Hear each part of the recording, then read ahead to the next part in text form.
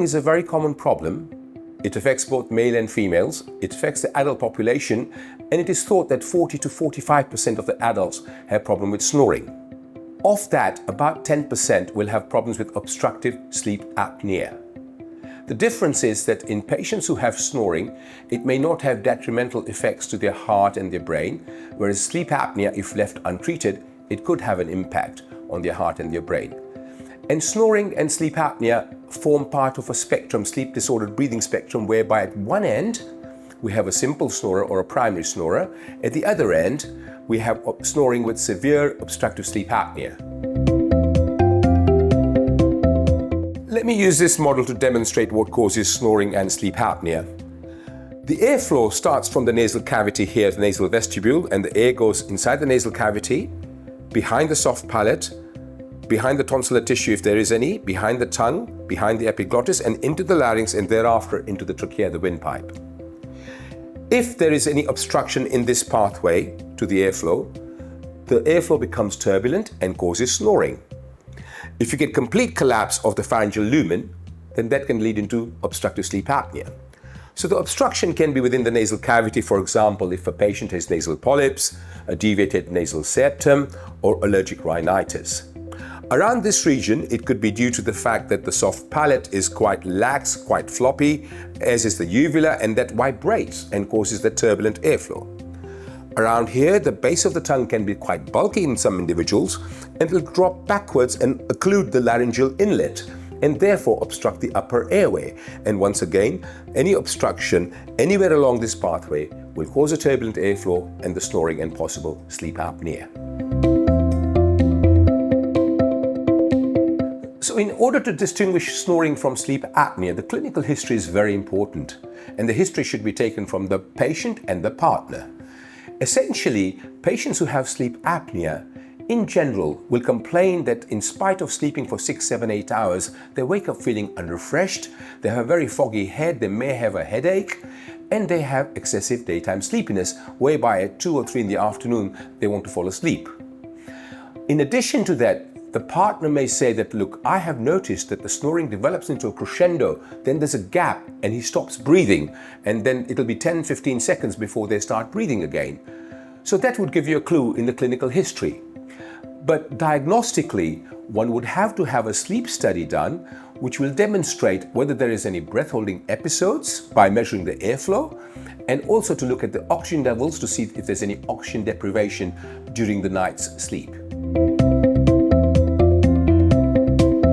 Now, if the patient has been identified as having moderate or severe obstructive sleep apnea, and if that patient is left untreated, it has been well documented scientifically by the research that we performed that that patient is at a much higher risk of developing ischemic heart disease. So for example, high blood pressure, angina, heart attacks, arrhythmias, or they could develop type 2 diabetes. They are at a higher risk of cerebral vascular accidents such as stroke, transient ischemic attacks.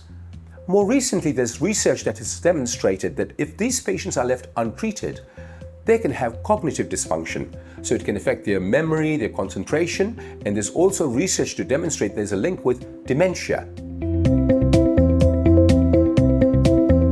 So in order to diagnose a patient with sleep apnea, it is crucial for the patient to have a sleep study.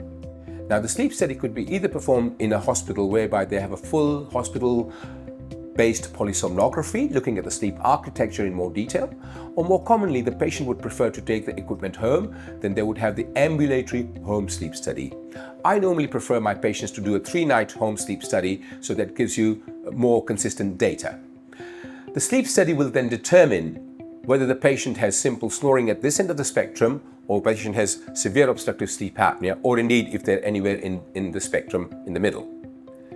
The treatment options that we offer a patient are based on where they are on the diagnostic spectrum. Let's talk about simple measures first. So lifestyle changes. If a patient loses some body weight, that will always help with the upper airway obstruction and sleep apnea. If they try not to sleep on their back, that will also help because the tongue drops back further when they're lying on the back. And other measures like cutting down on alcohol and smoking. Alcohol reduction will reduce the amount of relaxations of the throat muscles and thereby improve the upper airway flow. If a patient is found to have moderate or severe obstructive sleep apnea, then the treatment of choice for them would be CPAP therapy. CPAP stands for continuous positive airway pressure. And nowadays we have AutoSet, which only triggers in when the patient is detected to have the apnea rather than having it continuously. Basically, this treatment involves a small generator which sits by your bedside and works on the electrical mains. It extracts the air from the room and regenerates it at positive pressure, which is then transferred along a hose pipe and then put across on a mask on the face, and that pushes air at positive pressure, ensuring that the patient does not have obstructive episodes during their sleep. Some patients may find this cumbersome and may opt for alternatives such as a mandibular advancement device, whereby an oral appliance is made to measure for them and is inserted inside the oral cavity when they go to sleep. Basically what that does is it brings the jaw forward, the lower jaw forward like so, and by doing so the tongue comes forward and the airflow improves. Now these two appliances have to be used during their sleep every night, and some patients may find this a little bit tedious. More recently, for the mild obstructive sleep apnea and simple snoring, there's a new device called Excite OSA, which is a device like so, and this is used during wakefulness. The theory behind this is that there are stimulators around here which stay on the tongue, and it's linked with your iPhone, and it stimulates the tongue muscles with mild electric currents and tones the tongue muscles so that the tongue does not drop back during sleep. You're meant to use this for 20 to 25 minutes whilst you're awake for the first 6 weeks, and thereafter 2 or 3 times a week in order to maintain the tone of the tongue muscles. Now, if these fail, some patients may be suitable for surgical intervention. For surgery, it is common practice for me to perform drug-induced sleep endoscopy, whereby a patient comes into hospital, they're given some sedation, they're made to fall asleep, they get to snore, and when they're lying down, I would insert a flexible fiber optic endoscope through the nasal cavity and assess this whole pathway. I will then determine which component is contributing to the snoring and the obstruction and base my treatment on that individual patient. So for example, if the obstruction is at the nasal cavity caused by nasal polyps, they may need nasal polypectomy, or they might need a septoplasty. If they require multi-level surgery, they may require radiofrequency thermotherapy to the soft palate and the tongue base, which can be performed simultaneously. The patient may need one or the second surgery either in a single stage, or we can do this in 2 separate stages.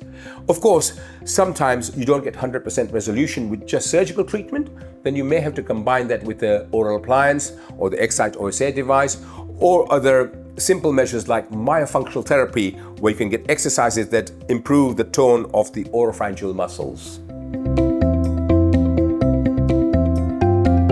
Surgery has been popular for treating snoring and obstructive sleep apnea for the last 3 or 4 decades. But more recently, there have been innovation which has helped us surgeons to perform the surgery more accurately and more precisely. One of the things that has happened is that we've been using transoral robotic surgery specifically for the areas that are difficult to approach and expose, that is the tongue base and the epiglottis. And we can use robot with lasers, whereby we can resect part of the tongue, part of the epiglottis, and exclude the upper airway obstruction, and the airflow then is much better. Furthermore, more recently there have been advances with nerve stimulation. So the biggest muscle in the upper airway is the genioglossus, which is the muscle of the tongue, and that makes the tongue drop back onto the larynx. Recent advances have now established that if you were to stimulate the hypoglossal nerve, which is the nerve that controls the tongue muscle, then when the patient is having an apneic episode during the sleep, that nerve will be stimulated and the tongue will protrude forward, thereby relieving the obstruction. Now, there are 2 different hypoglossal nerve stimulation implants that are available. The one and the longer tried and tested model is the Inspired model, which actually involves making an incision in the neck, identifying the nerve and putting an implant there, and there's a pacemaker-like device which is put in the chest that detects that the patient has stopped breathing. When that happens during the sleep, it will pass the message across, stimulate the nerve, and the tongue will protrude forward and relieve the obstruction. More recently, there's been a device that does the thing bilaterally, whereby You just make a single incision and have the device on both the hypoglossal nerves, so you get both the nerves being stimulated and the tongue comes forward more symmetrically. And this has really revolutionized therapy for severe sleep apnea patients who cannot tolerate CPAP and have a problem predominantly at the level of the tongue base, whereby these implants can be used and cure the problem.